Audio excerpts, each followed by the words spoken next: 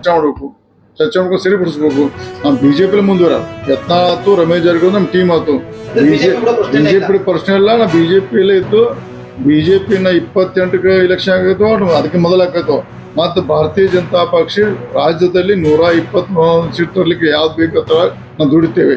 ನಾವು ಏನೂ ಗೊಂದಲಿಲ್ಲ, ಇದೇನಂಥದ್ದು ಸಮಸ್ಯೆ ಇಲ್ಲ. ಏನೋ ಕೆಟ್ಟ ಗಳಿಗೆದು ಒಂದು, ಯಾಕಂದ್ರೆ ಸೂರ್ಯ ಕ್ಷೇತ್ರ ಗ್ರಹಣ ಇರ್ತೈತಿ, ಗ್ರಹಣ 100% ಹೈಕಮಾಂಡ್ 100 ನಿನ್ನೆ ಮಾತಾಡಿದೆ ನಾನು 100% ರಿವೋಕ್. ನನ್ನ ಪೂರ್ಣ ವಿಶ್ವಾಸದೆ.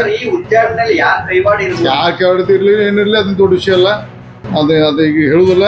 ಇವತ್ತು ಒಂದೇ ಬಹುಶಃ ಯತ್ನಾಳ್ ಸಂಬಂಧ ಪ್ರೆಸ್ ಕಮಿಟಿ ಹೇಳ್ತಾನೆ. ಯಾಕಂದ್ರೆ ನೀವು ಒಂಟಿ ಆದ್ರೂ ಎಲ್ಲದಿಲ್ಲ, ನಾವೆಲ್ಲರೂ ಕಟ್ಟೋದು ಯತ್ನಾಳ್ ಹ್ಯಾಪಿ ನಿಂತೈತೆ. ಯತ್ನಾಳ್ ಪರವಾಗಿ ನಾವೆಲ್ಲ ಮಾತು ಮನೆ ಒಳಗೆ ಭಾರತೀಯ ಜನತಾ ಪಕ್ಷ ಮುಂದುವರಿತೇವೆ. ಈ ಸಲ ನಮ್ಗೆ ಗೊತ್ತಿತ್ತು ಫಸ್ಟ್ ಟೈಮ್. ನಾವೆಲ್ಲ ಕೂಟಿ ಬಿಟ್ಟಿದ್ವಿ. ನಾವು ಒಳ್ಳೆ ಒಂದು ಪಕ್ಷದ ವೇದಿಕೆಯಲ್ಲಿ ಕೆಲಸ ಮಾಡಿದ್ವಿ. ನಾವು ನಮ್ಮ ತಪ್ಪು ತಡೆಯಿದ್ರೆ ಸರಿ ಹೈಕಮಾಂಡ್ ಮನವರಿಕೆ ಮಾಡಿ ಸರಿಪಡಿಸ್ತೀವಿ. ಅದೆಲ್ಲ ಬೇರೆ ನೋಡ್ರಿ, ಅದು ಏನೇ ಇರಲಿ ವಿರೋಧಿ ಬಣ್ಣನು ನಾವು ಇವ್ರ ಸ್ಟೇಟ್ ಮಾತಾಡ್ತಿಲ್ಲ, ರಾಷ್ಟ್ರೀಯ ಮಟ್ಟದ ಮಾತಾಡ್ತಾನೆ. ರಾಷ್ಟ್ರೀಯ ಮಟ್ಟದ ನಾಯಕರಿಗೆ ಮಾತಾಡಿದ್ದೀನಿ. ರಾಷ್ಟ್ರೀಯ ನಾಯಕರ ವಿಶ್ವಾಸ ಇದೆ. ಯತ್ನಾಳ್ ಅವರು ಪುನರ್ ಬಿಜೆಪಿಯಲ್ಲಿ ಗಟ್ಟಿಯಾಗಿರ್ತಾರೆ. ಪಕ್ಷ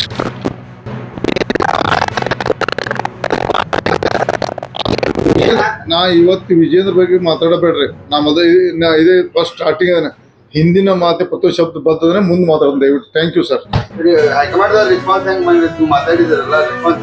ಅದು ಹೇಳ್ಬೇಕು, ಅದು ಹಂಗೆ ಹೇಳ್ತಾರೆ, ಹೇಳ್ತಾರೆ.